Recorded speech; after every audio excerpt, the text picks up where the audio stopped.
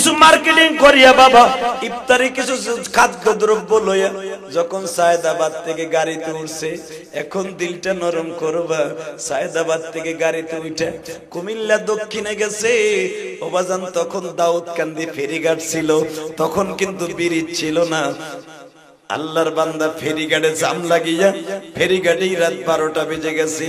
রাত 12টার সময় 12টার পরে কুমিল্লা সদর দক্ষিণে যাওয়ার পরে সব দোকানপাট বন্ধ, শুধু দারোয়ান দাড়ি লয়ে দাঁড়িয়ে আছে, দারোয়ান লাঠি নিয়ে দাঁড়িয়ে আছে। এই সাহেব জিজ্ঞেস করে, রিপন সাহেব চাচা কোনো গাড়ি ঘোড়া পাওয়া যাবে নি, আমি অমুক গ্রামে যাব। দারোয়ান বলে, স্যার রমজান মাস, তারাবি পরে মানুষ ঘুমিয়ে গেছে, একটু পরে সেহরি খাওয়ার জন্য উঠবে, তখন হয়তো রিক্সা পাওয়া যাবে, এখন কোন রকম সম্ভব নয়। অনেক কাকতি মিনতি করে বলা হইল, চাচা যদি একটা রিক্সা বাড়ির থেকে ডেকে দাও, আমার খুব যাওয়ার দরকার, মা বাবার সাথে সেহরি খাবো, তাহলে আমি তোমার কাছে কৃতজ্ঞ থাকবো, বরঞ্চ আমি তোমারে কিছু পুরস্কার দিব। বাজারের সঙ্গে সঙ্গে দারোয়ান বলে, স্যার আমরা টাকা নেই, কিন্তু কেউ বিপদে ফেলাই নেই, আমরা গ্রামের মানুষ, আমাদের একটা ধর্ম আছে। বলে, স্যার এইভাবে কষ্ট করে লাভ নাই, আপনি আমার সাথে বসেন, বৈশা সেহরি খাইয়া পরে আপনি যায়েন। বলে, না চাচা আমার একটা রিক্সার ব্যবস্থা করে দেন না। ইন দি মিন টাইমে চাচাই বলে ফেলছে, শোনেন একটা কথা, তলে যখন এত পিড়াপিড়ি করতেছেন, আমার জানা মতে এই কুমিল্লা দক্ষিণ এই বাজারে রাতের বেলা কেউ রিক্সা চালায় না, তবে একটা লোক মাঝে মাঝে আমার লগে গল্প করে। কি গল্প করে? সে তার ছেলে টাউনে অনেক বড় চাকরি করে, কিন্তু লোকটা কর্মদেশে রিক্সা চালায়, কিন্তু থাকলে ওই লোকটা থাকতে পারে। আপনি একটু সামনে অ্যাডভান্স হয়ে দেখেন, বাজারের মধ্যে লোকটা শীতের মধ্যে ওইখানে মোটামুটি বসে থাকে, পেঁচায় দেয়, হাতের মধ্যে হাদিয়া পত্র লইয়া যখন গেছে বাবা যায় দেখে শীতের মধ্যে পুরা মাফলার দিয়ে শরীরটা ডাইকা, মাথার মধ্যে কান টুপি দিয়া, জুতা মোজা পায়ে দিয়া, কালা চশমা ফ্রেমের মধ্যে বাবা চশমা লাগাইয়া রিস্টার মধ্যে কাইতুয়ে পড়ে রইছে। যে জিজ্ঞেস করে, চাচা যাইবানি? দুনিয়ার সবকিছু পরিবর্তন করা যায়, কণ্ঠটা কিন্তু পরিবর্তন করা যায় না। যুবক ভাই তোর পাও ধরে ধরছি রে, যখন বলছে চাচা যাইবানি, সঙ্গে সঙ্গে চোখটা ঘুরে বলে, হারে যারে আমি আজ থেকে 20 বছর আগে কোলে কইরা এই পানির মধ্যে যে পরীক্ষার ফি দিয়ে আসছিলাম, সেই ছেলে আমার কয় চাচা যাইবানি। কণ্ঠটা পরিচিত মনে হয়। বাবা কই যাবেন? চাচা অমুক গ্রামে যাব। কার বাড়ি যাবেন? অমুকের বাড়ি যাব। হাজামু স্যার ওঠেন, কয় টাকা ভাড়া নেবেন? তোমার কথা বোঝা যায় না, গালের মধ্যে যে মাফলার পেঁচায় রাখছো শীতের মধ্যে। স্যার বুঝতে হবে না কথা, আপনি উঠেন, আপনি নিয়ে গেলেই তো হইছে। আপনাদের জানা আছে যখন রিক্সায় উঠছে, রিক্সার প্যাডেল মারতেছে, বাস্তব ঘটনা। ফেসবুকে মানুষকে অনেক সময় ভালো জিনিস দেয় তোমার আমার হেদায়েতের জন্য, ঠিক না বেটা? আজকে যুবক ফেসবুক ভালোর জন্য ব্যবহার করে না, ব্যবহার করে একমাত্র খারাপ হওয়ার জন্য। কথা কও না কেন? সর্বপ্রথম তুমি সকালে ফেসবুকটা খুইলেই ল্যাংটা ছবির উপর লাইক দাও। সবচাইতে কপাল পুষছে বাংলাদেশের যুবকদের। আজকে চরিত্র অবক্ষয় হচ্ছে কেন জানো? আজকে যুবকগুলো চরিত্রহীন হয়ে যাইতেছে একমাত্র ফেসবুকের কারণে, এই অ্যান্ড্রয়েড সেটের কারণে। আমার মা বোনদেরকে বলবো, মা আপনার সন্তান যদি আদর্শবান বানাইতে চান, অ্যান্ড্রয়েড সেটটা কাইরা নেন। আল্লাহ আমাদের হেদায়েত নসিব করুক। যখন বলছে স্যার উঠেন, গাড়িতে উঠে প্যাডেল মারছে যুবক। প্যাডেল মারতে মারতে যখন ব্রিজের উপরে উঠছে, উঠতে গিয়ে বুকের মধ্যে ব্যথা শুরু হয়ে গেছে। জিজ্ঞেস করে, চাচা তুমি উঠতে পারো না? স্যার আমার অনেকদিন আগের একটা কথা মনে পড়ে গেছে, তাই উঠতে পারতাছি না। স্যার আমি আর রিক্সা প্যাডেল মারতে পারবো না, আমারে মাফ করেন। এই কথা যখন বলছে, বলে এটা ডাকাইতের জায়গা, তুমি কি জানো না এখানে একটা ডাকাতি হয়? তুমি ব্রিজে উঠতে যেয়ে বলতেছ আমি যাইতে পারবো না, আমার গ্রামে এখনো প্রায় 1-1.5 কিলোমিটার দূর। এই বুড়া পারবি না তো আমার লইছুস কে? বাজান রে, হাতাটারে এইভাবে কাঁচাইয়া যখন হাতটা বের করছে থাপ্পড় মারবে, সঙ্গে সঙ্গে বলে স্যার আপনি আমারে থাপ্পড় মারার আগে একটা কথা কোন, স্যার আপনার হাতের মধ্যে টর্চ লাইট আসেনি? আছে। আমার মুখের দিকে একটু মারেন গো স্যার, বাস্তব জিনিস দেখতে পারবেন। যখন টর্চ লাইটটা মারছে রে ভাই, মাফলারটা টান দিয়া খুলি, কয় দেখেন স্যার আমারে চিনেননি। এ নরসিংদীর যুবক ভাইরা একটা লাফ দিয়া রিকশার থেকে নামিয়া বাবার বুকের মধ্যে চেপে ধরে বলে, বাবা গো বাবা, তুমি আবার এইভাবে ধোঁকা দিবে আমি বুঝতেও পারি না। ও বাবা, তুমি আমার ভাত পরে খায় আর তুমি রাত্রে রিকশা চালাও। বাবাই কাম দেয়ার বলে, রিপন সাহেব কথা বাড়ায়েন না। বাবা ইফতারি আজকে কি দিয়া করছে জানো? এক মুঠ শুকনা মুড়ি দিয়া টিবলের ঠান্ডা পানি দিয়া। সেরি খাবো কি দিয়ে? ঘরের মধ্যে কিছু নাই। তোমার মা ইসমা রোগী, হাঁপানির রোগী, তোমার মায়ের ঔষধ কিনবো পয়সা নাই। তোমার মায়ের ঔষধ কেনার জন্য রিক্সা লয়ে নামছি। বাবা ওঠো, আমি তোমারে বাড়িতে লয়ে যাই, তোমার রিক্সার গুন্ডি মারি। লাঠি দিয়ে রিক্সা ফেলায় দিয়া বাবারে বুকের মধ্যে নিয়ে বাবা যখন হেঁটে হেঁটে রওনা দিছে, বাবার পায়ের আঘাত পাইয়া মা ঘরের থেকে বের হয়েছে। ও রিপনের বাবা, ঔষধ নিয়ে আসছো। ঘরের মধ্যে চাউল নাই, খাবার নাই, বাজার করে নিয়ে আসছো। যুবক ভাইরা এখন চোখের পানি ফেলাই আল্লাহর কাছে মা বাবার জন্য দোয়া করবা। যখনই বলছে ঔষধ নিয়ে আসছো, বাবাই বলে এমন ঔষধ নিয়ে আসছি তুই দেখলেই ভালো হয়ে যাবি। মা ঘরের থেকে লাফ দিয়ে বের হয়েছে, এমন কি ঔষধ আনছো? ঘরের থেকে বের হয়েই দেখে রিপন সাহেব দাঁড়ায় আছে। মার পাও দুটা জড়াই ধরে বলে, মা গো মা, আমারে মাফ করে দাও। যখনই বলছে মা আমারে মাফ করে দাও, এই গভীর রাত্রে সেহরির টাইমে মা বুকের মধ্যে নিয়ে রিমান সাহেবের ডাক দিয়ে বলে, আল্লাহ আমার সন্তানকে তুমি মাফ করে দাও। শিবজির যুবক দেখো, তোমার মাঠে বসে ভাইরা কান্দে। যুবক বাবা মায়ের কাছে সন্তান অন্যায় করলে কোনোদিন অন্যায় হয় না। ওই রাত 12টার সময় যদি রিপনের মা রিপনকে মাফ করে দিতে পারে, আমিও তোমাদের দুটা পাও ধরে বলে যাব। আমার নবী যখন এইখানে ইমামতি করে, তখন আমার নবীর বডির মধ্যে তায়েফের মাঠের ছেলেদের মাইরে আঘাত ছিল।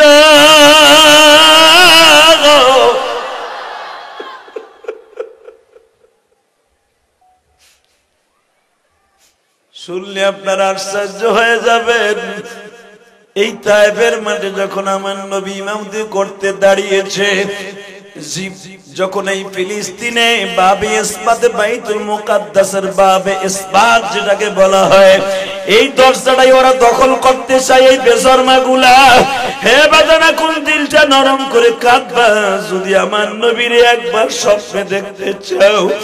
জীবনে কেউ যদি একবার আমার নবীর এই চোখ দিয়ে পানি ফেলাইয়া দেখতে চায়, আমার নবী স্বপ্নের ভিতরে তারে একবার দেখা দিবে।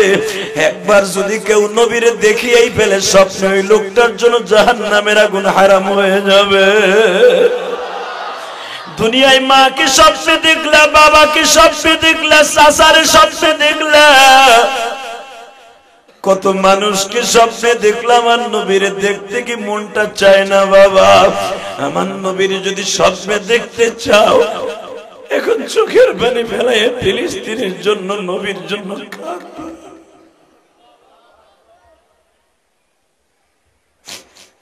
আল্লাহ দেখো তোমার পাগলগুলি জানা কাঁদে মালিক।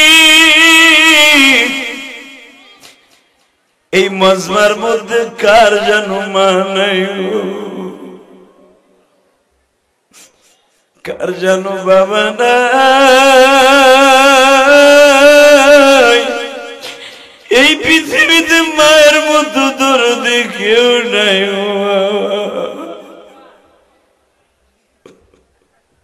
এই বাজানার একটা রাত্র যদি সুযোগ পাইতো এরা আমার নবীর লাশে হাত দিতে সাহস পাইতো, আমার নবীর জিসম মোবারকে ওরা হাত দিত।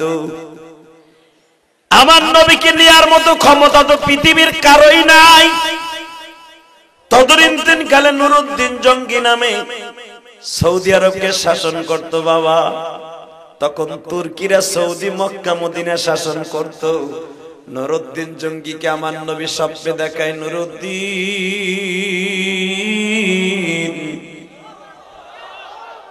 এই মদিনা আমার দাঁত ভাঙ্গা মদিনা, এই মদিনার মানুষগুলাকে আমি স্বর্ণের মদিনা বানাইছি। আমি রহমাতুল লিল আলামিন মাটির নিচে জিন্দা ঘুমিয়ে আছি। দুইটা নাস্তিকের বাচ্চা আমার লাশকে বলে উঠাই নিয়ে যাবে। এ নুরুদ্দিন, মাঝখানে একটা দিন আর একটা দিন যদি সুযোগ পায় ওরা আমার লাশে হাত দিবে, আমার শরীরে হাত দিবে। যদি আমার শরীরে কোনো নাস্তিক হাত দেয় পুরা মদিনার মধ্যে আগুন লেগে যাবে। এই আগুনকে থামাইবার মতো কোন দমকল পৃথিবীতে জন্ম নেয় নাই। বাজান এখন আমার নবীর ইশকে নিয়ে আমার মওলারে দেখায় দিবা। নুরুদ্দিন জঙ্গি তুরস্ক থেকে বাজানাই শাম দেশ থেকে পাগলের মতো ঘোড়া দাবড়ায়া ওই স্বপ্নের ভিতরে নবীকে বলে, নবীজি আমি কেমনে মদিনায় একদিনের মধ্যে পৌঁছাবো আপনি বলে দেন। নবী আমার বলে, তুমি ঘোড়ায় সওয়ার হও, আমার মওলা তোমারে পৌঁছায় দিবে। নুরুদ্দিন জঙ্গি বাজান ঘোড়ায় উঠলেন।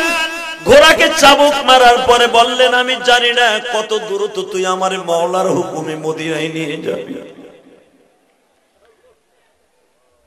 বাজান বোরাক যদি 500 বছরের রাস্তা যেতে পারে এক এক লাফে, কেউ বলেন 1000 বছরের রাস্তা যেতে পারে, আমার মালিক এই ঘোড়াটাকে 1 বছরের রাস্তা নিয়ে যেতে পারে না। তুরস্ক থেকে ঘোড়া চাললে কত নদী নালা খাল বিল পার হয়ে পাহাড় পর্বত পার হয়ে মদিনার ভূখণ্ডে পদার্পণ করলেন। আসসালামু আলাইকুম ওয়া রাহমাতুল্লাহি তাআলা ওয়া বারাকাতুহু। أعوذ بالله من الشيطان الرجيم.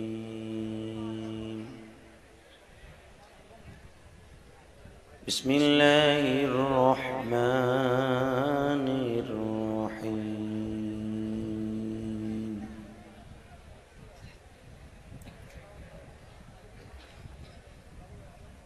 إن الله اصطفى آدم ونوحا وآل إبراهيم وآل عمران على العالمين.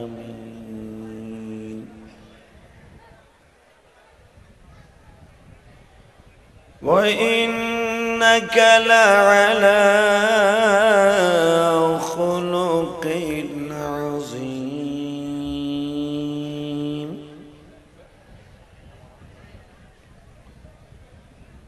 إن الله وملائكته يصلون على النبي يا أيها الذين آمنوا صلوا عليه وسلموا تسليما.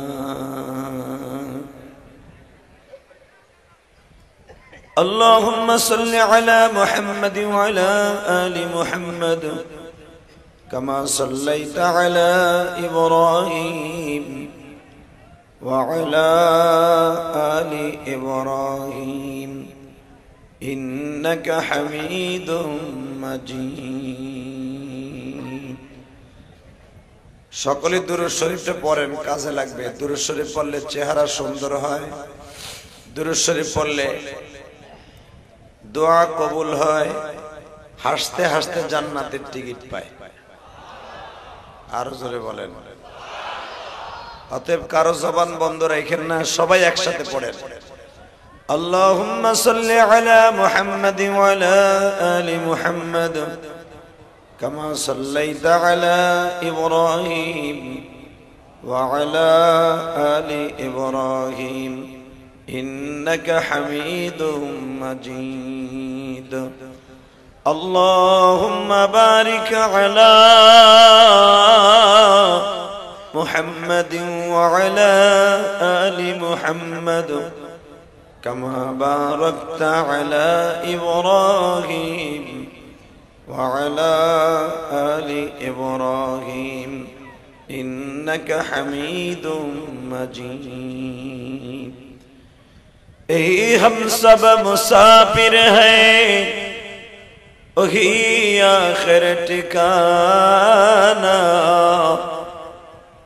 कोई आगे रवाना है, कोई पीछे रवाना। ला इलाहा इल्लल्लाह, ला इलाहा, जोरे ला इलाहा,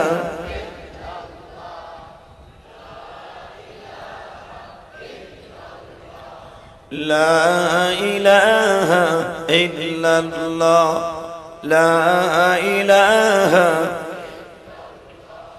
ला इलाहा इल्लल्लाह मुहम्मदुर रसूलुल्लाह সাল্লাল্লাহু আলাইহি ওয়াসাল্লাম। কলবে জোরে একটা ধাক্কা হবে, আল্লাহ আল্লাহ আল্লাহ আল্লাহ আল্লাহ। টন ভেজ বাড়াও, মাস্টার বাড়াও, মাইকেলা।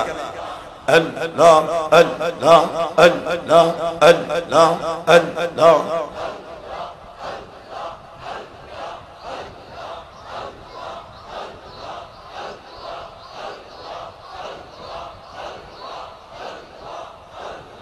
لا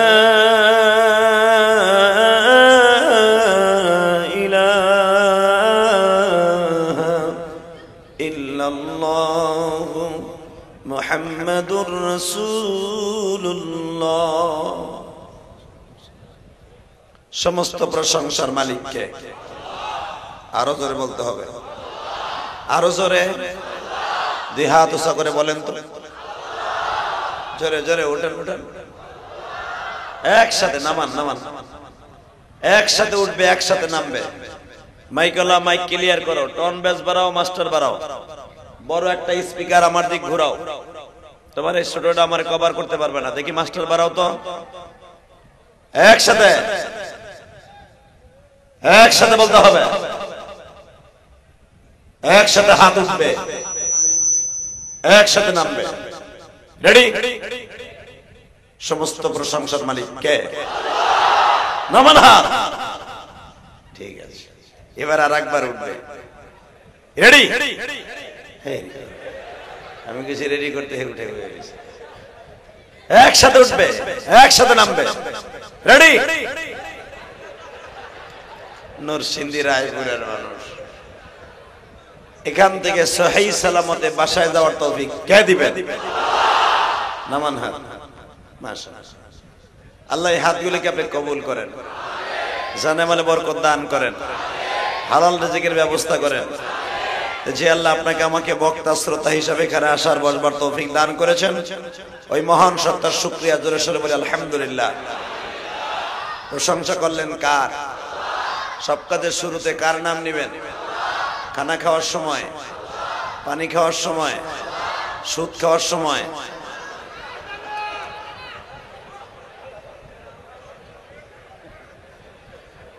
সুদ খাওয়া হালাল না হারাম?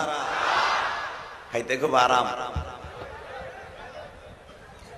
1 টাকা যে সুদ খায় 70 কোয়ালিটির গুনাহ হয়। এই কথা বলা যাবে না। 1 টাকা যে সুদ খায় 70 কোয়ালিটির গুনাহ হয়, 70 প্রকার। তার ভিতরে সবচেয়ে ছোট গুনাহ তার আপন মায়ের সাথে জিনা করা।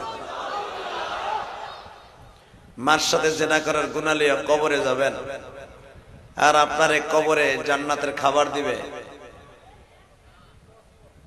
কোনো দিনও সম্ভব না, এটা পসিবল নয়, ইম্পসিবল। ঠিক না ভাই? ঠিক। জোরে বলেন, আরো জোরে বলেন। সুদ খাবো না, আরো জোরে। সুদ খাবো না, ঘুষ খাবো না, হারাম খাবো না, হালাল খাবো, অল্প খাবো, হালাল খাবো, অল্প খাবো। মাশাআল্লাহ, মনে থাকবে তো? জি আল্লাহ আপনাকে আমাকে বক্তা শ্রোতা হিসেবে এখানে আসার বসার তৌফিক দিয়েছেন। ওই আল্লাহকে গলা, মনকে, অন্তরকে এক জায়গায় করে শব্দকে উচ্চারিত জোরে কণ্ঠে বলেন তো দেখি আলহামদুলিল্লাহ। চান্দের কান্দি জিন্নাতুল উলুম ইসলামী হাফিজিয়া মাদ্রাসা এতিমখানার উদ্যোগে হাফেজ ছাত্রদের পাগড়ি প্রদান উপলক্ষে 2 দিন ব্যাপী 45তম, ওরে সুবহানাল্লাহ, 45তম ইসলামী মহাসম্মেলনের সর্বশেষ অধিবেশনের সম্মানিত সভাপতি হযরত আল্লামা হযরত মাওলানা মুফতি হুসাইন আহমেদ সাহেব, প্রধান অতিথি, আপনাদের অত্যন্ত প্রিয় মানুষ, এই মাদ্রাসার জায়গা যেনারা দিয়েছেন এই জান্নাতের বাগান, জনাব আলহাজ আব্দুল আজিজ ভুইয়া, বারাকাল্লাহু ফি হায়াতি, জরকান মারহাবা। এই বড় এই না এই আরে তুই কেন দে তো যে জাতা দে রে মগা ফেসবুকের পার্টি উঠবি কান ভেঙে লামাজ কথা আমরা একবারে। এটা কি মমতাজের প্যান্ডেল ভেজেস নি? মুদ ওই জায়গায় মুদ দি ওরে জাতা দে। আজকের মাহফিলের উদ্বোধক জনাব মোহাম্মদ ASM ইমদাদুল কবির শরীফ, আজকের মাহফিলের পৃষ্ঠপোষক জনাব আসগর হোসেন বাবুল, আজকের মাহফিলের আরেকজন পৃষ্ঠপোষক জনাব মোহাম্মদ জামাল হোসেন, এবং গতকালকে যারা ছিলেন তাদের সবাইকে আমি ধন্যবাদ জানাই। বিশেষ করে আপনাদের সাবেক চেয়ারম্যান, যিনি আমাকে আনার পিছনে অনেক অবদান ওনার, আমার অত্যন্ত প্রিয় মোহাব্বতের মানুষ। ওনাকে আমি টেলিফোনে প্রথম কথা শুনছি, চোখে দেখিনি, আজকে দেখলাম।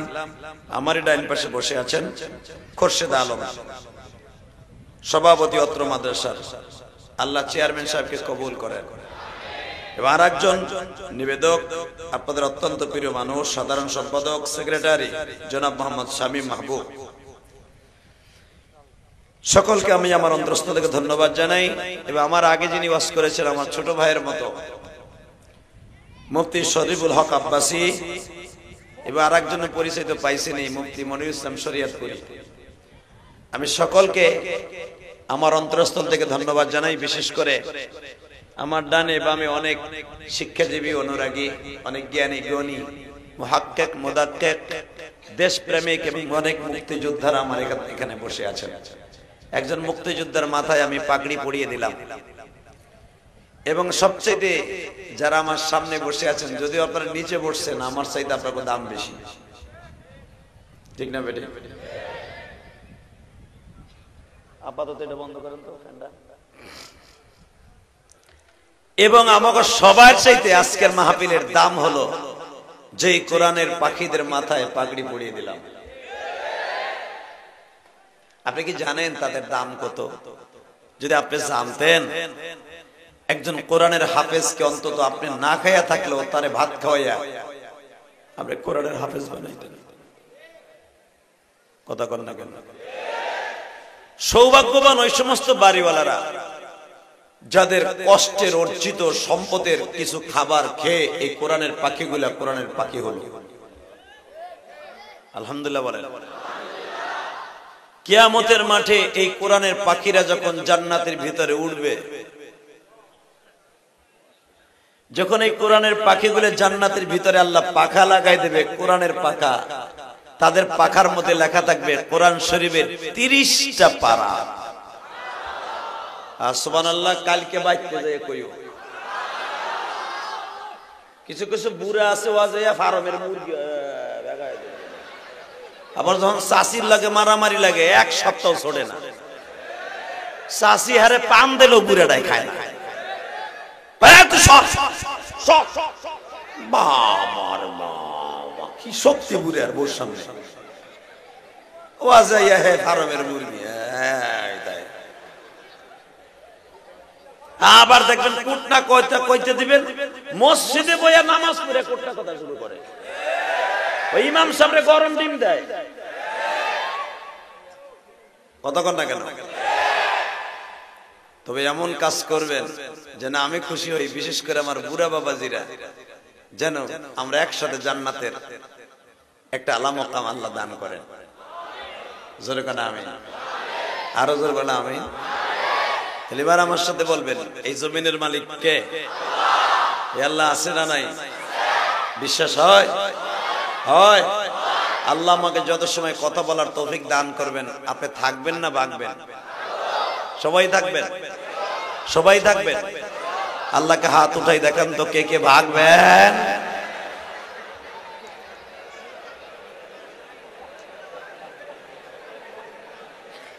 আমি দেখি নাই, আমি সব বুঝে রয়েছি, আমি জানি কিছু একটা হইব, কারণ আমরা গোপালগঞ্জের মানুষ তো, কামই উল্টা পাল্টা। এই যে আমার শাশুড়ি শেখ হাসিনা আসতেছে আপনাকে এখানে,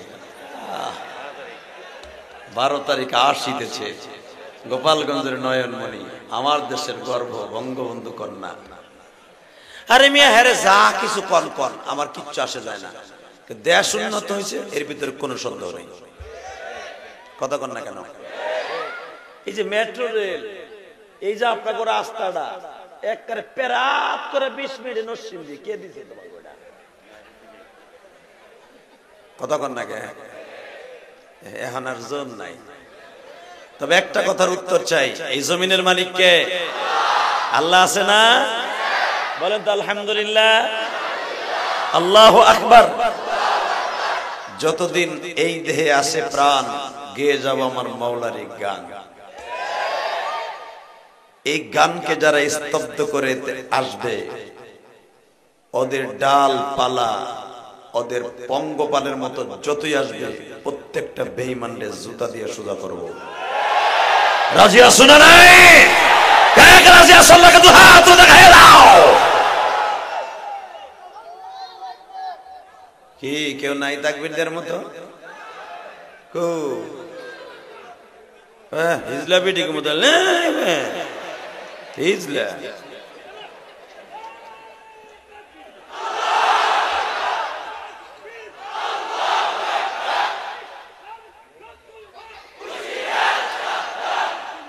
মারহাবা বলে। দেখেন এই যুবক, দেখেন দেখেন, বাংলাদেশে একটা হিজলা কিন্তু চেয়ারম্যান হয়েছে জানেন? সে সব পুরুষ গুলারে ডাইল ডাইল বানাই দিছে চেয়ারম্যান, বুঝাই দিছে আমরা হিজড়ারাও পারি। কথা বলে না কেন? অতএব এই যে চাচাদের তাকবীর দিছে না, যুবক গুলারে মুরগা বানাই দিছে। অতএব একসাথে বলতে হবে এই জমিনের মালিক কে? ওই আমার মাবুদের কালাম থেকে আমি এখন তেলাওয়াত করব। আপনার শরীরে যত শক্তি আছে, কোরআন তেলাওয়াত শেষ হওয়ার সাথে সাথে আল্লাহু আকবার দিয়ে আমার মাওলারে খুশি করবেন। রেডি? বিসমিল্লাহির রহমানির রহিম।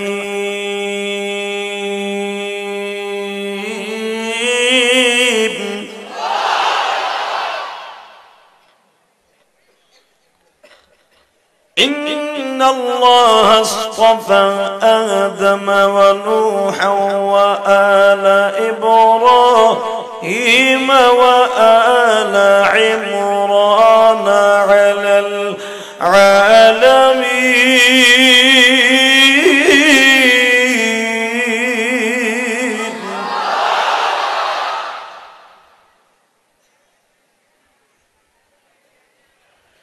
وآتينا موسى الكتاب وجعلناه هدى لبني إسرائيل ألا تتخذوا من دوني وكيلا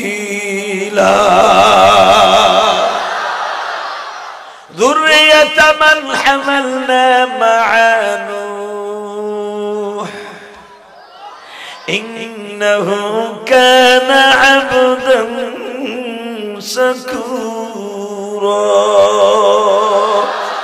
سبحان الذي أسرى بعبده ليلا من المسجد الحرام إلى المسجد الأقصى الذي باركنا حوله لنريه من آياتنا إنه هو السميع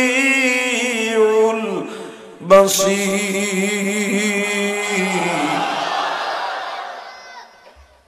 মাইকের আওয়াজ বাড়াইতে বলছি তোমার মাইক ভালো আমাকে খুশি করো একসাথে আমি তেলাওয়াত করলাম এই কথাগুলি কার বাজান এখন দিলটা নরম করবেন আমি জানি না এই মাজমার মধ্যে কার মা নাই কার বাবা নাই এই পৃথিবীতে একটা মাত্র দরদি আছে টাকা পয়সা ছাড়া বেতন ছাড়া আপনার আমার পিছনে চাকরানির মতো সময় দিছে সে হলো মা ঠিক না ভাই ঠিক এই যে আপনাদের বড় বড় দুদকের বিচার এখানে আছে আপনাদের এলাকার রত্ন এরা এই অজ পারাগার মধ্যে এত বড় বড় দামি দামি মানুষ আছে আমি জানতাম না এই কথা বলা যাবে না এই যে যারা দাঁড়ায় আছে একটা কথা বলা যাবে না দাদা ভাই তোমাদের পা হাত দিয়ে বলছি বসে বড় আজকে তোমার জীবনের সব গুণ আমার রব্বে কারীম মাফ করে দিতে পারে আলহামদুলিল্লাহ বলেন তো কোনো আওয়াজ করা যাবে না শুধু আমার দিক তাকায় থাকবেন আমার আল্লাহ এই পৃথিবীতে যত মানুষ বানিয়েছে তার ভিতরে সবচেয়ে দামি মানুষ বানাইছে নবীদেরকে ঠিক না বেটি এই নবীরা হলো পৃথিবীর শ্রেষ্ঠ ম্যান সুপ্রিম পাওয়ার যারা একবার তাকাইলে আল্লাহ 10 বার তাদের ডাকে সাড়া দিতেন তার ভিতরে কিছু কিছু নবী আছে সবচেয়ে বেশি পাওয়ারফুল তার ভিতরে একজন নবীর নাম নবী মূসা মারহাবা বলেন কিছু কিছু নবীর নাম আল্লাহ কোরআনে এইভাবে ডাক দিয়েছে ওই যে ইন্নাল্লাহ আস্তাফা আদম ওয়া নূহা ওয়া আলা ইব্রাহিম ওয়া আলা ইমরান আলাল আলামিন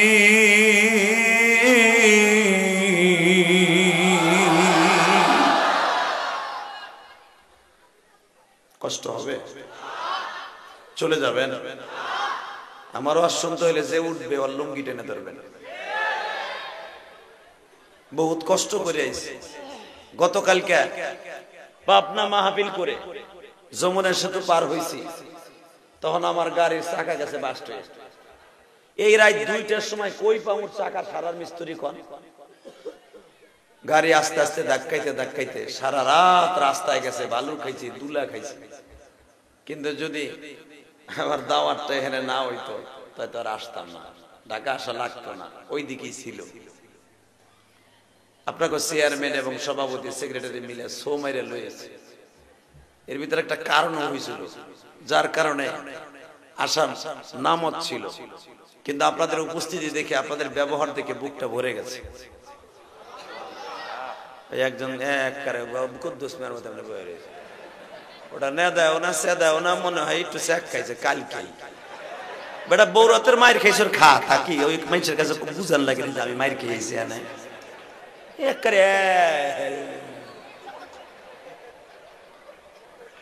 জনমের লস খাইছে আজকে বৌরাতের পিটানি খাইছে মনে হয় এরকম অবস্থা এটা জান্নাতের বাগান কথা কও হাসো আমার মাওলারে দেখাও যে দুনিয়ার জান্নাত আল্লাহ একটাই বানাইছে জান্নাতের বাগানে মুখ কখনো কালো করে রাখা যাবে না বলেন তো আল্লাহু আকবার আজকে মুসলমানরে মুরগার মতো মারে যেই বেজরমা জারোস রোহিঙ্গাদের মতো এই ইসরাইল পৃথিবীতে সবচেয়ে অভিশপ্ত জাতি যাদের তওবা কিয়ামত পর্যন্ত কবুল হবে না এই বেজরমাগুলো আজকে আমার ফিলিস্তিনি মুসলমানদেরকে পাখির মতো গুলি করে মারে হালাকি ফিলিস্তিনে যখন ওরা আসে তখন এই রোহিঙ্গাদের মতো একটা জায়গা ওরা খরিদ করে ভাড়া করে কিন্তু স্কুল কলেজ বানায়া ওরা ভালো ভালো জিনিস দেখায়। আর তদনীন্তন কালে রাজা বাচ্চাগুলা ছিল মহিলা পাগল। এখনো পর্যন্ত দেখেন না সৌদি আরবে 27টা 28টা বিয়ে করে। সৌদি যদি একটা জারি দেয় যে আর একটা বোমা যদি ফিলিস্তিনে মারোস তেল বন্ধ করে দেবে, ওই ইসরায়েল কুত্তা ও ল্যাস গুটাইয়া আবার ব্রিটেন চলে যাবে। কথা বল না কেন? খালি সৌদিরা করবে, বিয়ে করবে, আর ওই যে মাথায় রুমাল দিয়ে খালি টেপে এমনি টেপে দিবে, খালি এমনি টেপে রুমাল টেপে। অলস। যদি আমার নবী এই দেশের সমালোচনা জায়েজ করত, সারা দুনিয়ার মুসলমান এদের বিরুদ্ধে আন্দোলন করত। আজকে সৌদির তেল দিয়া আমেরিকা চলে, সৌদির তেল দিয়া আজকে কুয়েতের তেল দিয়া ইসরায়েল চলে। আমার তেল দিয়া রকেট চালাইয়া আমার মুসলমানের গুলি দিয়ে ঝাঁঝা করে ভুট্টা, বাচ্চাটা এতিম করে, স্বামীকে বিধবা, স্ত্রীকে বিধবা করে, সন্তানকে এতিম বানায়। কোন সুখের আশায় করো জানি না, তবে আমার নবী শরিয়ত প্রণেতা, আমার নবী এই ফিলিস্তিনে 12 বার ব্যবসা করার জন্য, তখন এই ফিলিস্তিনের নাম ফিলিস্তিন ছিল না, ফিলিস্তিনের নাম ছিল শাম। মারহাবা বলতে পারেন না? শাম ছিল 8টা দেশ মিলে। এই যে দেখতেছেন আপনারা, ফিলিস্তিন, ইসরায়েল, তারপরে হলো লেবানন, এরপর ইরান, ইরাক, মিশর, এই দেশগুলো মিলে ছিল একটা নাম, সেটার নাম হলো শাম। কথা কন না কেন? পৃথিবীর এমন কোন নবী নাই এই শাম দেশে যায় না। বাবা এখন কানবেন, আজকে নবীদের কদম যেই দেশে লাগছে, সেই দেশের নর্তকীরা, বেজর মারা, জারজরা জুতা পাই দিয়া সেই জায়গায় হাঁটে। বাইতুল মুকাদ্দাস বলো ওদের পৈতৃক সম্পত্তি। হালাকে বাইতুল মুকাদ্দাস আমার প্রাণের নবীদের আখড়া। এখানে নবী সুলাইমান মৃত্যুর পরে 100 বছর দাঁড়ায় থেকে বাইতুল মুকাদ্দাসকে কোটি কোটি জেনের দ্বারা বাইতুল মুকাদ্দাস 6 কিলোমিটার সাজাইছে স্বর্ণ দিয়া। আজকে নবীদের বানানো বাইতুল্লাহকে তারা দখল করতে চায়। জীবন যাবে, কোন নাস্তিকের হাতে বাইতুল মুকাদ্দাস তুলে দেওয়া যাবে না, যাবে না, যাবে না। কে কে আছে আসলে কিন্তু হাত দেখায় দাও।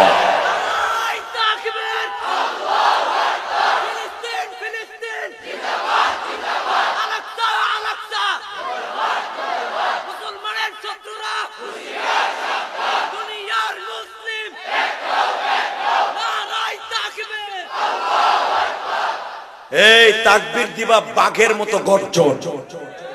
দেখো না ফিলিস্তিনের যুবকেরা পাথর দিয়া মোকাবেলা করে ওই নাস্তিকদের বুলেটের সামনে। এর চাইতে আর কি দেখতে চাও? 2.5 বছরের বাচ্চা ক্ষুধার যন্ত্রণায় টিকতে না পাইরা বনের থেকে ঘাস উড়াইয়া চাবাই চাবাই গরুর মতো খায়। মুসলমান আর কি দেখবা? আর কি দেখতে চাও? আমি এক একটা ফিলিস্তিনের ঠিকানা বলবো, ফিলিস্তিনে কারা কারা আবির্ভূত হয়েছিলেন, আমি এক একজন নবীর নাম বলবো। তুমি সমস্ত শক্তি দিয়ে আল্লাহু আকবার বলবা, তাহলে তোমার এই আল্লাহু আকবারের ধ্বনি ফিলিস্তিনি মুসলমানের অন্তরের শক্তি সঞ্চয় করবে ইনশাআল্লাহ। রেডি? রেডি? এই ফিলিস্তিনের জন্ম নিয়েছে আমার জাতির পিতা ইব্রাহিম। যারা দাঁড়ায় আছেন তারাও আওয়াজ দিয়ে, নাহলে বাতের রোগে ধরে মরবে। এই ফিলিস্তিনের জন্ম নিয়েছে আমার জাতির পিতা ইব্রাহিম। এই ফিলিস্তিনের জন্ম নিয়েছে নবী মুসা। এই ফিলিস্তিনের জন্ম নিয়েছে নবী জাকারিয়া। এই ফিলিস্তিনের জন্ম নিয়েছে নবী ইসহাক। এই ফিলিস্তিনের জন্ম নিয়েছে ইয়াকুব। এই ফিলিস্তিনের জন্ম নিয়েছে ইউসুফ। এই ফিলিস্তিনের জন্ম নিয়েছে আইয়ুব। এই ফিলিস্তিনের জন্ম নিয়েছে, এই ফিলিস্তিনের জন্ম নিয়েছে নবী হারুন আলাইহিস সালাতু ওয়াস সালাম। এই ফিলিস্তিনের জন্ম নিয়েছে হযরত শুআইব আলাইহিস সালাতু ওয়াস সালাম। এই ফিলিস্তিনের জন্ম নিয়েছে ইউনূস আলাইহিস সালাতু ওয়াস সালাম। এই ফিলিস্তিনে এমন একটা কুয়া আছে, যেই কুয়াটা দখল করার জন্য গাজার মধ্যে 30 লক্ষ সৈন্য লাগাইছে। 30 লক্ষ সৈন্য লাগাইছে ইসরাইল হানাদার কুত্তা বাহিনী, আর মুসলমান মাত্র 30,000, আর ওরা 5 লাখ লাগাইছে এই গাজা দখল করার জন্য। 30,000 মুসলমান হুঙ্কার দিছে, ওরা লেজ গুটাইয়া ঢুকতে সাহস পাচ্ছে না। কি দখল করতে চায়? আমার কাছ থেকে নেন। ওই জায়গাটা দখল করতে চায় যেখানে 18 বছর কিরায় খাওয়ার পরে নবী আইয়ুব আলাইহিস সালাতু ওয়াস সালাম এই গাজায় উরকুদ বিরিজিলিকা হাযা মুতাসাল্লুম বারিদু ওয়া শারাব, যার পায়ের আঘাতে জমজমের মতো একটা কুয়া হয়েছিল, ওই কুয়াটা গাজায় আছে। 18 বছর পর্যন্ত আইয়ুব আলাইহিস সালাম এখানে কিরায় তার শরীরটাকে জাজরা করে দিয়ে ওইখানে বসে আল্লাহকে ডেকে আবার তার বাদশাহী ফিরে পেয়েছিলেন। ওয়া ওয়াহাবনা আহলাহু মিসলাহুম মাহুম রাহমাতাম মিন্না ওয়া যিকরা লিউলিল আলবাব। এই জায়গাটাই ঘুমিয়ে আছে নবী আইয়ুব। আল্লাহু আকবার। আস্তে কইলে বাতের রোগে ধরবে। জোরে জোরে জোরে জোরে জোরে বাজান দিবার, দিলটা নরম করে চোখের পানি ছেড়ে দিবা। এই গাজার মধ্যে শুয়ে আছে আইয়ুব আলাইহিস সালাতু ওয়াস সালাম। 1-2 বছর নয় গো বাবা, 35 বছর পর্যন্ত এই দেশের বাদশা ছিল নবী আইয়ুব। এই দেশ শাসন করছে ইব্রাহিম নবী, এই দেশ শাসন করছে ইয়াকুব নবী, এই দেশ শাসন করছে ইউসুফ নবীর সন্তান ফাহিম নবী। ফাহিম এ বাজার, এই দেশে শাসন করেছে জাকারিয়া নবী।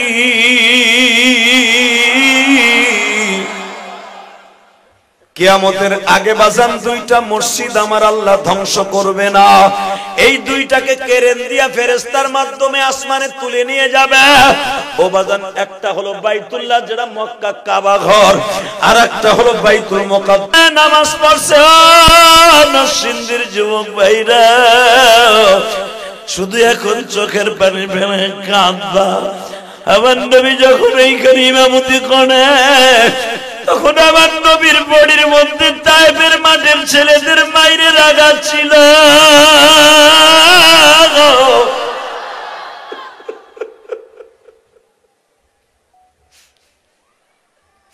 শুনলে আপনারা আশ্চর্য হয়ে যাবেন। এই তায়েফের মাঠে যখন আমার নবী ইমামতি করতে দাঁড়িয়েছে, যখন এই ফিলিস্তিনে বাবে ইসবাত বাইতুল মুকাদ্দাসের বাবে ইসবাত যেটাকে বলা হয়, এই দরজাটাই ওরা দখল করতে চায় এই বেজরমাগুলা। হে বাজানা, কোন দিলটা নরম করে কাঁদবা। যদি আমার নবীর একবার স্বপ্নে দেখতে চাও, জীবনে কেউ যদি একবার আমার নবীর এই চোখ দিয়ে পানি ফেলাইয়া দেখতে চায়, আমার নবী স্বপ্নের ভিতরে তারে একবার দেখা দিবে। একবার যদি কেউ নবীরে দেখিয়েই ফেলে স্বপ্নে, ওই লোকটার জন্য জাহান্নামের আগুন হারাম হয়ে যাবে। দুনিয়ায় মাকে স্বপ্নে দেখলা, বাবাকে স্বপ্নে দেখলা, চাচারে স্বপ্নে দেখলা, কত মানুষকে স্বপ্নে দেখলাম। আমার নবীরে দেখতে কি মনটা চায় না বাবা? আমার নবীরে যদি স্বপ্নে দেখতে চাও, এখন চোখের পানি ফেলায় ফিলিস্তিনের জন্য, নবীর জন্য কাঁদবা।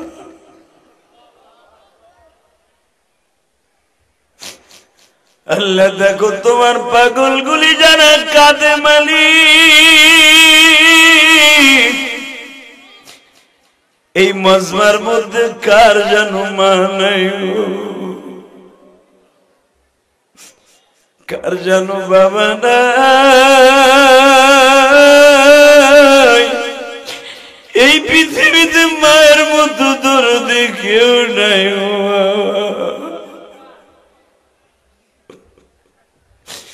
এই যে তোমাদের সাবেক চেয়ারম্যান সাহেব আমার পাশে বসে আছে, এই যে তোমাদের সভাপতি বসে আছে, আমি জানি না এই মাদ্রাসার সেক্রেটারি, সহ সভাপতি, কোষাধ্যক্ষ যারা আছে তাদের বাবা মা বেঁচে আছে কিনা।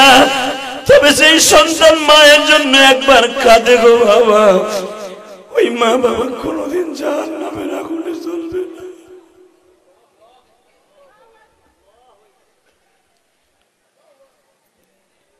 যেই রাত্রে আমার নবী ইমামুল মুরসালিন খেতাব পায়, সেই জায়গাটা হলো ফিলিস্তিন।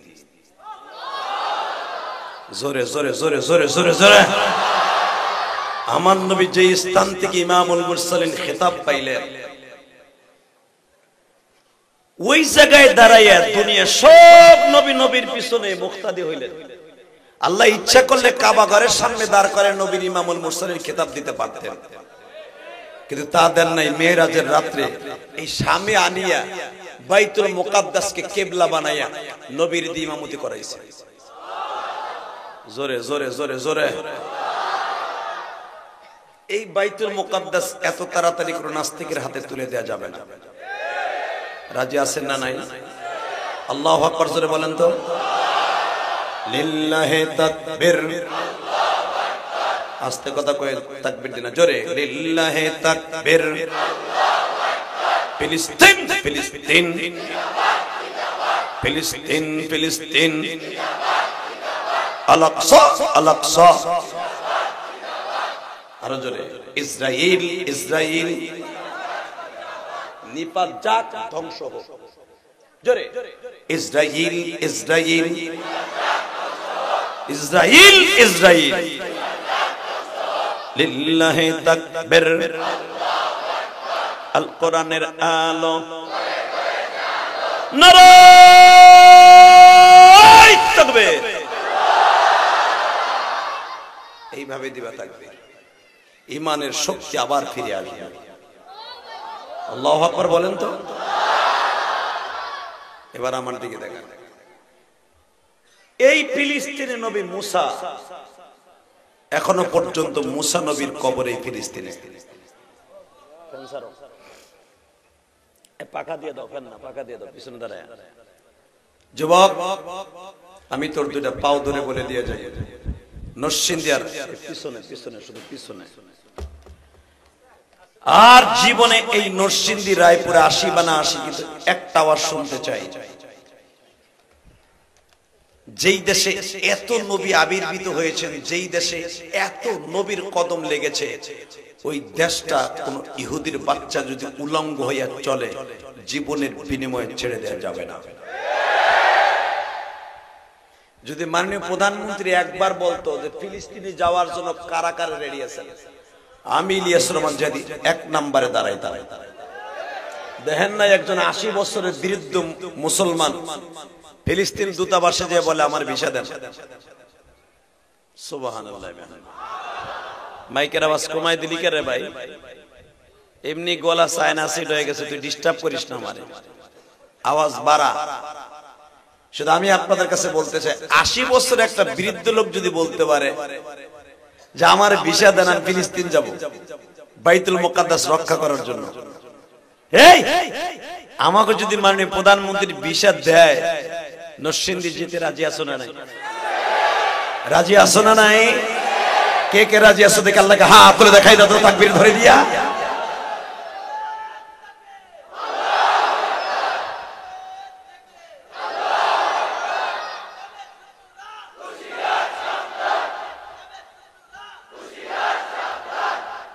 শেষ। তাকবীর আমি শিখাই দিলাম, তাও দিলে না। আপনি শুনলে আশ্চর্য হয়ে যাবেন। এই ফিলিস্তিনে শাসন করেছে সালাউদ্দিন আইয়ুবী। জোরে জোরে জোরে জোরে জোরে। এই ফিলিস্তিনে ঘোড়ায় সওয়ার হয়ে টাইগ্রিস নদী পার হয়েছেন মুহাম্মদ বিন কাসেম। সালাউদ্দিন আইয়ুবীর বিবির কথা শুনবেন আপনি।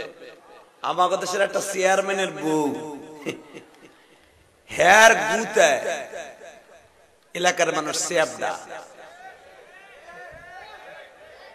কথা কন না কে।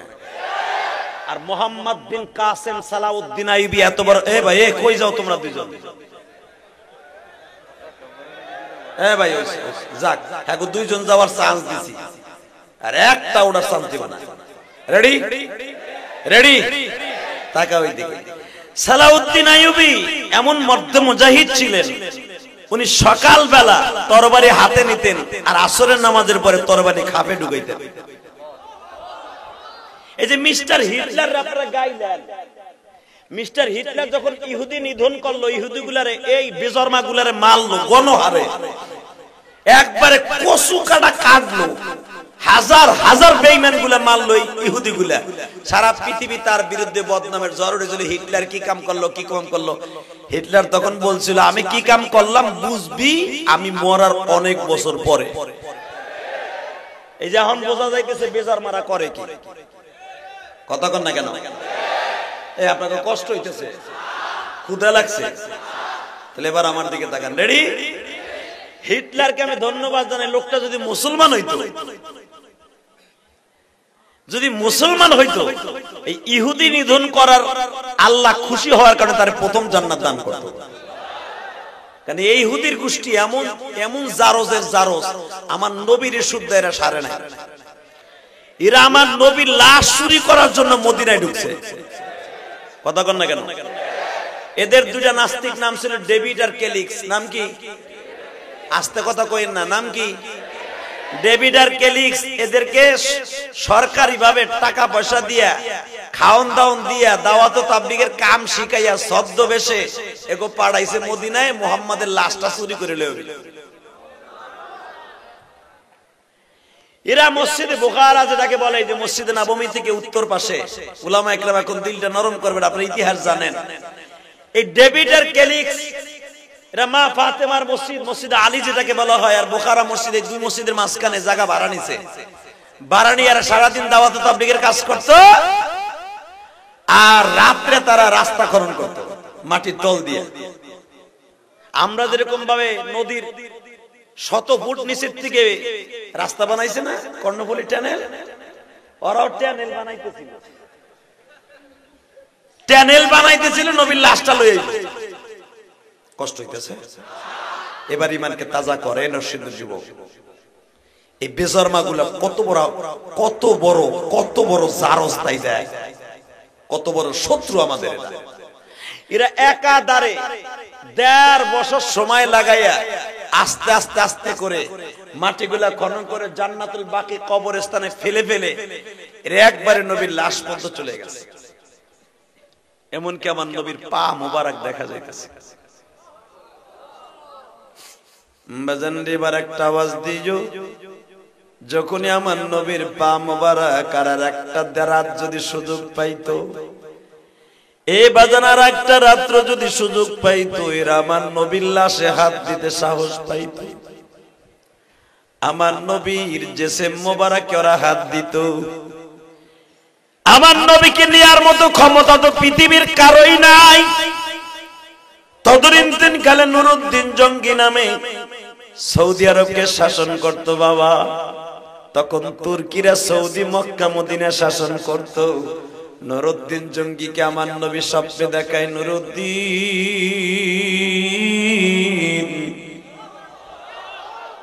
এই মদিনা আমার দাঁত ভাঙ্গা মদিনা, এই মদিনার মানুষগুলাকে আমি স্বর্ণের মদিনা বানাইছি। আমি রহমাতুল লিল আলামিন মাটির নিচে জিন্দা ঘুমিয়ে আছি। দুইটা নাস্তিকের বাচ্চা আমার লাশকে বলে উঠাই নিয়ে যাবে। এ নুরুদ্দিন, মাঝখানে একটা দিন আর একটা দিন যদি সুযোগ পায়, ওরা আমার লাশে হাত দিবে, আমার শরীরে হাত দিবি। যদি আমার শরীরে কোন নাস্তিক হাত দেয়, পুরা মদিনার মধ্যে আগুন লেগে যাবে। এই আগুনকে থামাইবার মতো কোন দমকল পৃথিবীতে জন্ম নেয় নাই। বাজান এখন আমার নবীর ইশকে নিয়ে আমার মাওলারে দেখায় দিবা। নুরুদ্দিন জঙ্গি তুরস্ক থেকে বাজান, এই শাম দেশ থেকে পাগলের মতো ঘোড়া দাবড়ায়া ওই স্বপ্নের ভিতরে নবীকে বলে, নবীজি আমি কেমনে মদিনায় একদিনের মধ্যে পৌঁছাবো আপনি বলে দেন। নবী আমার বলে, তুমি ঘোড়ায় সওয়ার হও, আমার মাওলা তোমারে পৌঁছায় দিবে। নুরুদ্দিন জঙ্গি বাজান ঘোড়ায় উঠলেন। ঘোড়াকে চাবুক মারার পরে বললেন, আমি জানি না কত দূরত্ব তুই আমার মাওলার হুকুমে মদিনায় নিয়ে যাবি। বাজান ঘোড়া যদি বুরাক যদি 500 বছরের রাস্তা যেতে পারে এক এক লাফে, কেউ বলেন 1000 বছরের রাস্তা যেতে পারে, আমার মালিক এই ঘোড়াটাকে 1 বছরের রাস্তা নিয়ে যেতে পারে না। তুরস্ক থেকে ঘোড়া চাললে কত নদী নালা খাল বিল পার হয়ে পাহাড় পর্বত পার হয়ে মদিনার ভূখণ্ডে পদার্পণ করলেন। মসজিদে নববীর সামনে দাঁড়াইয়া, কোন পাহারা নাই, কোন পুলিশ নাই। আমাদের দেশের একটা এমপি গেল, পিছনে 2 গাড়ি পুলিশ, সামনে 3 গাড়ি পুলিশ। কথা কন না কে? আর ওই জামানায় এত বড় শক্তিশালী বাদশাহ, যার নামের শেষে আছে জঙ্গি, নুরুদ্দিন জঙ্গি। সে যুদ্ধ অপরাধী না এবং সে সন্ত্রাসী না, সে এমন জঙ্গি ইসলামের জন্য যারে ধরতো আরে ফাইরে ফেলতো, তাকে বলা হয়তো প্রতিবাদী বাদশাহ। তো মদিনায় ঢুকলেন, ঢুকেই বললেন আমি নুরুদ্দিন কোন সাংবাদিকদেরকে, কোন ডিজিএফআই, কোন ডিএসবি, এসবি, কাউকে ইনফরমেশন দেওয়ার আগে একা একা ঢুকছি, একটা উদ্দেশ্য আছে আমার। এটা ডিএসবি এসবি আপনাকে দেশ দিয়ে বুঝাইলাম, ও দেশে তো এগুলো নাই রে ভাই, বুঝানোর লেগে বললাম। আবার বুঝেন না যে এগুলো উল্টা পাল্টা বুঝেন না, যে ডিএসবি আবার ওই জামানা আইলো করতে। এটা বাংলাদেশের সংখ্যা, কষ্ট হইতেছে। আর মাত্র 5 মিনিট কথা কম। আরে ওই যে মগাটা খারাইছে কে? ওটা খারাইছে কে? গোলাপি শার্ট পরে দিয়ে যাতাতে দিও রে। মারহাবা বলেন। বোঝা গেছে রায়পুরের মানুষ অনেক সভ্য মানুষ, এরা ইসলাম প্রিয়, কোরআন প্রিয়, ঠিক না বেঠিক? রেডি? নুরুদ্দিন জঙ্গি মসজিদে নববীতে দাঁড়ায় বলেন, ভাই তদানীন্তনকালে রাজা বাদশারা ইমামতি করতে পারতো। আল্লাহ, তদানীন্তনকালে রাজা বাদশাগুলোর চেহারার দিক তাকাইলে মনে হইতো আব্দুল কাদের জিলানীর মতো। কত দামি বাদশা ছিল তারা, আল্লাহর ওলি ছিল। তো নুরুদ্দিন জঙ্গির সাথে সাথে বলে ফেললেন, এই আমি 2 দিন সময় দিলাম, 2 দিনের ভিতরে একটা লোক মসজিদে নববী থেকে বের হবে না, একজন মসজিদ থেকে বের হবে না। কারণ আমি জানি এই মদিনার হেরেমের ভিতরে একজন ইহুদি নাসারাও নাই, সব মুসলমান। মসজিদের ভিতরে খাওয়ান টাইম টু টাইম চলে যাবে, আমি বলার আগ পর্যন্ত কেউ মসজিদ থেকে বের হবে না। আমি আর ওয়াজি করব না, নাই আওয়াজ ওয়াজি করব না, আরো জোরে, আরো জোরে। বুদ্ধি কি দেখছেন? ধরার কায়দা কি? একজন মসজিদে নববী থেকে বেরোবি না। নুরুদ্দিন জঙ্গি জানে ডেভিড আর কেলিক্স ওরা মসজিদে থাকবে না। খাওন ঠিক মতো আসতেছে, ঠিক মতো শুশ্রূষা আসতেছে, ডাক্তার আসতেছে। নুরুদ্দিন জঙ্গি বললেন, কেউ রাত্রে বের হয়ে বিবির কাছেও যেতে পারবে না, আমার অর্ডার, আমার ডিসিশন। বাজানরে নুরুদ্দিন জঙ্গি পাহারা লাগাই দিয়েছে, পুলিশ ফোর্স, দেখবা কখন কে বের হয় মসজিদ থেকে। রাত যখন 11টা বাজছে, এই কুত্তা 2টা বাইর হচ্ছে। এই কুত্তা 2টা আস্তে আস্তে করে বের হচ্ছে, কারণ আজকে রাত্রে আমার নবীর গায়ে তারা হাত দিবে। নাউজুবিল্লাহ বলেন। যখনই তারা বের হচ্ছে, ইন দি মিন টাইমে নুরুদ্দিন জঙ্গির চোখ চলে গেল। আমার নবীকে শক্তির ভিতরে বলেছিল, হুজুর আমি 1000 লক্ষ মানুষের মধ্যে ওই নাস্তিক 2টারে কেমনে বের করব? নবী আমার হাতের তালুর মধ্যে শয়তান 2টার চেহারা দেখাই দিয়েছিলেন। জোরে জোরে জোরে জোরে জোরে জোরে। যখন হাতের মধ্যে চেহারাটা দেখাই দিছে, আল্লাহু আকবার। নুরুদ্দিন জঙ্গি তাকায় দেখে নবী স্বপ্নে যে শয়তান 2টারে দেখায়, সেই 2টাই। পুলিশ ফোর্স ব্যাটালিয়ন যারা আছে তাদেরকে বললেন, এই 2 জনকে ফলো করো। ব্যাটালিয়ন পুলিশ যারা আছে তারা বলে, স্যার এরা তো আল্লাহর ওলি, এরাই 1.5 বছর ধরে মদিনায় আসছে, কারো বাড়ি দাওয়াতও খায় না, কারোর সাথে কথাও কয় না। আল্লাহর ওলি বলে, ওলি ওলিরে চিনে, কুত্তায় চিনে ফ্যান। কথা কন না কে? মানুষ মানুষ চিনে, কুত্তায় চিনে। হঠাৎ করে জিজ্ঞেস করে, স্যার এদের মধ্যে থাকতে দেন, এরা কারো কোনো গ্যাঞ্জামের মধ্যে নাই। নুরউদ্দিন জঙ্গি বলে, গ্যাঞ্জাম একটু পরে বুঝতে পারবি, কোনো কথা বলবি না, আমি কিন্তু এই দেশের শাসক, আমি কিন্তু এই দেশের গভর্নর, আমি কিন্তু মদিনার প্রেসিডেন্ট।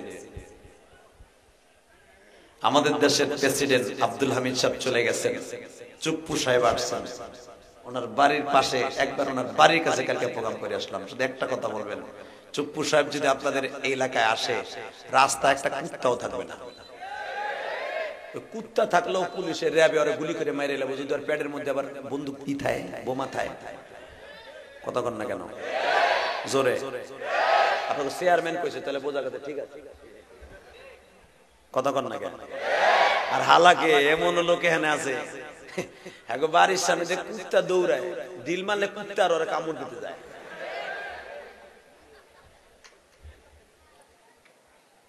নুরউদ্দিন জঙ্গি বলে ফেললেন, একজনও বের হবে না। বের হয়ে যাচ্ছে পুলিশ, নুরউদ্দিন জঙ্গি ওদের পিছনে লাগলেন। যেতে যেতে ওরা ঘরের মধ্যে ঢুকেই দরজা লাগিয়ে দিল। যখনই দরজা লাগাই দিয়েছে, নুরউদ্দিন জঙ্গি লাঠি দিয়ে দরজা ভেঙে ফেলেছে। নাস্তিক দুডারে, কুত্তা দুডারে পিছনের থেকে থাবা দিয়ে ধরে পিঠ মোড়েল দিয়ে বেঁধে কুত্তার মতো কোবাইতেছে।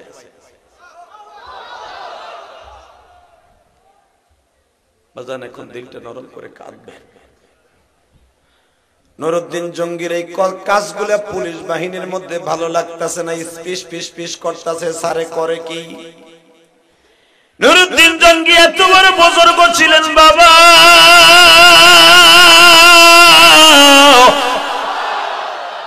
বিপদে পড়ার সঙ্গে সঙ্গে নবীর রওজার পাশে দাঁড়াইতেন, দাঁড়ায় এই নবীর কাছ থেকে ডিসিশন নিতেন কেমনে দেশ পরিচালনা করবে। আরো জোরে বলেন না কেন? আর আমাদের দেশে বাবা আলেম ওলামার এক মুরগার মতো খোয়ারে বরে কোন ডিসিশন তো নেওয়া তো দূরের কথা, পারলে আমাকে গরম ডিম দিয়ে সোজা করে।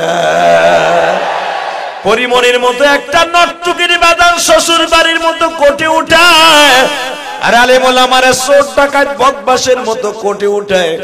আমি জানি না বিচার বিভাগে কারা কেমন বিচার করো, আমার আল্লাহর আদালতে দাঁড়াবার জন্য রেডি হইও। দল তোমার সঙ্গে যাবে না রে ভাই, এই আলেমের দোয়া তোমার সঙ্গে যাবে, আলেমের শেষ জানাজা তোমার সঙ্গী হয়ে যাবে। আমার কলিজার টুকরা বাইরা রে, নুরউদ্দিন জঙ্গি কুত্তা দুটার জনমের মতো কোবায়া পুলিশ বাহিনীর বলবে, দেখ ভাইরা কয় নাম্বার ওলি।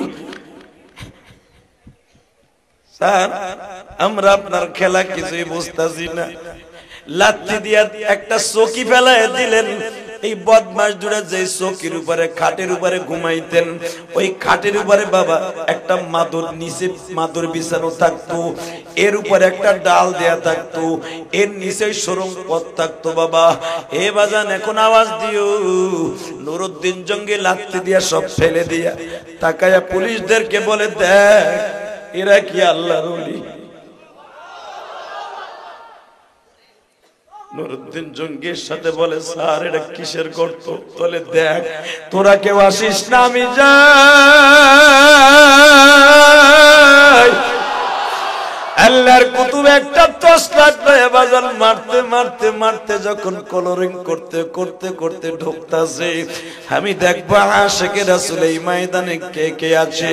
কিছু দূর যাইবার পরে আর বাতি লাগে না, আবার নবীর শরীরের আলোতে পুরা গর্ত আলো হয়ে গেছে।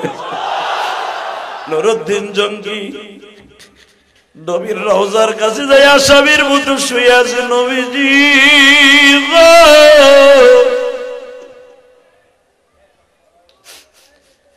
আমি বড় আসামি,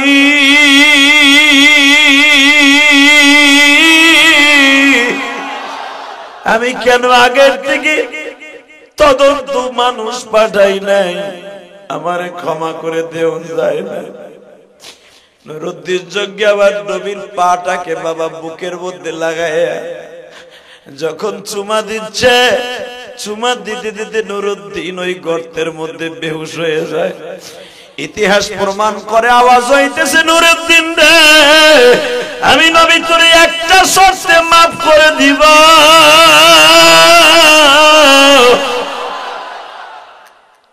কিয়ামত পর্যন্ত কোন বেঈমান যেন আমার কবর খনন করে এই পরিস্থিতি না করতে পারে।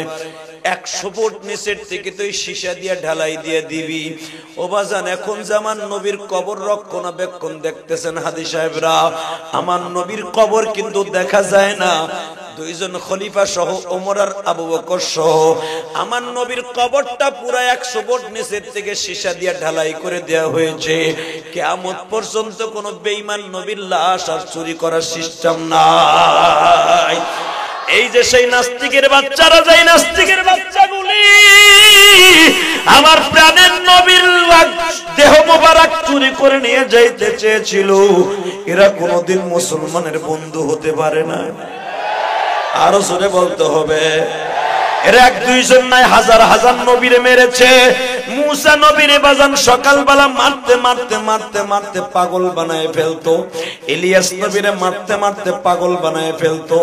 যেই মুসা নবী আমার আল্লাহর কাছে দোয়া করছিল, মালিক রে লিমা তুযুনানি ওয়া কাদ তা'লামুনা আন্নী রাসূলুল্লাহ, আমার যদি তুমি নবী বানায় থাকো, আমার যদি দামি রাসূল বানায় থাকো, এই বেশরমাগুলারে তুমি কি দেখো না যারা আমার ডেলি মারে, তুমি কি এদেরকে সুজা করতে পারো না?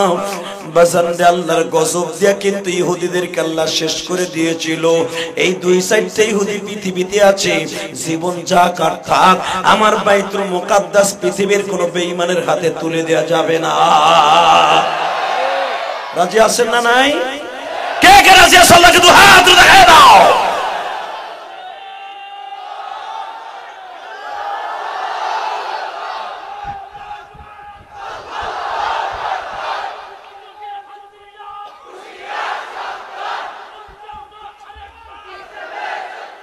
বাস বাস,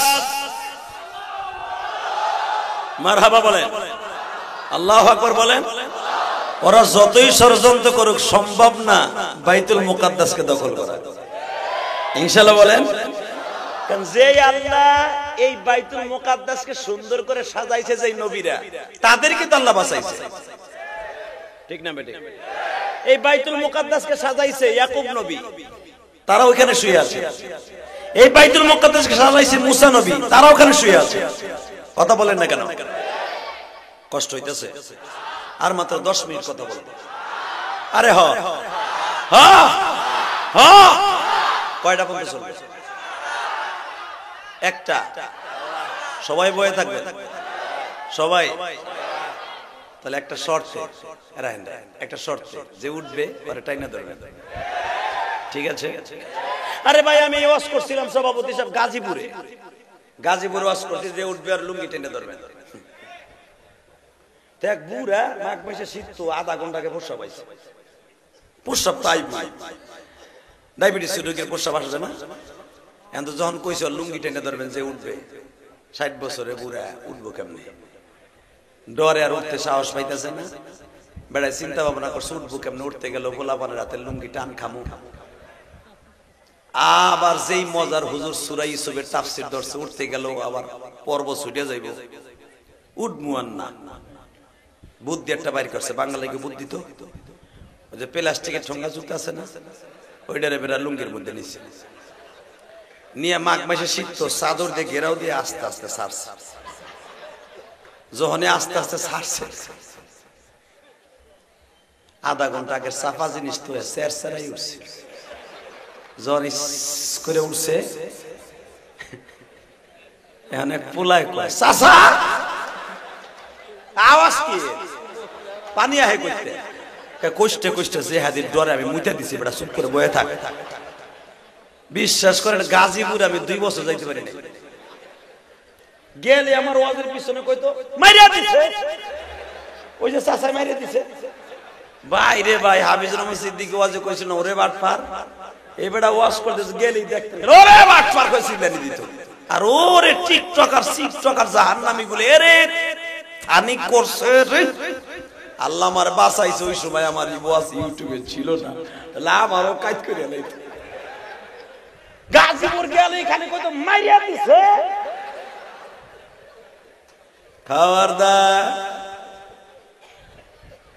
রেডি রেডি, আল্লাহু আকবার বলেন তো। এই ভালো করে বুঝবেন, এই ফিলিস্তিনের শাম দেশে আমার নবী একবার না দুইবার না 12 বার আমার নবী গিয়েছেন। আমার নবী 12 বার ব্যবসা করতে গেছে, আলহামদুলিল্লাহ বলেন। শুধু তাই না, আমার নবীর জীবনের সর্বশেষ এই শাম দেশে ব্যবসায় গেছে। আমার নবীর জীবনে প্রথম খাদিজার মাল লইয়া এই শাম দেশে গেছে, আলহামদুলিল্লাহ বলেন না। মা খাদিজা দেখলেন মক্কার ভিতরে সবচেয়ে একটা আমানতশালী একটা ছেলে, পরে দাও, আমানতশালী ছেলে যার মতো সচ্চরিত্র মানুষ এই মক্কায় বাক্কায় নাই। তখন মক্কার নাম মক্কা না, মক্কার নাম বাক্কা। কি নাম? জোরে কর, আরো জোরে। জোর হলো না, ইলেকশন আইছে। এই বাক্কা নবী জীবনে প্রথম খাদিজার মাল নিয়ে শাম দেশে এই ফিলিস্তিনে গেছে। যাওয়ার পরে মা খাদিজা শুনতে পাইলেন এই মক্কার ভিতর একটা ছেলে আছে, বয়স বেশি না 17 বছর, কিন্তু তার বিচক্ষণতা, তার চেহারা, তার বুদ্ধিমতিত্ব এত বেশি যে আমার বাড়ি ম্যানেজার বানাইলে আল্লাহ খুশি হবে। তার একটা গোলাম ছিল, নাম ছিল তার মাইসারা। কি নাম? আপনারা জানেন। এই মাইসারাকে দেখে দেখে বলে, মাইসারা রে তুই কি পারবি মোহাম্মদ নামে বালকটারে, ওই যুবকটারে আমার বাড়ি ম্যানেজার বানাই দিতে? মাইসারা বলে, ম্যাডাম আপনার বাড়ি ম্যানেজার হওয়ার লেগে বড় বড় শিল্পপতিরা বলতো আপনার পিছনে চায় থাকে, আর আপনি কোন এটা কোনো ব্যাপার হইলো? মা খাদিজা বলে, দেখ রে, সবাই আমার পিছনে ঘুরতে পারে কিন্তু ওই যুবকটা ঘুরবে না।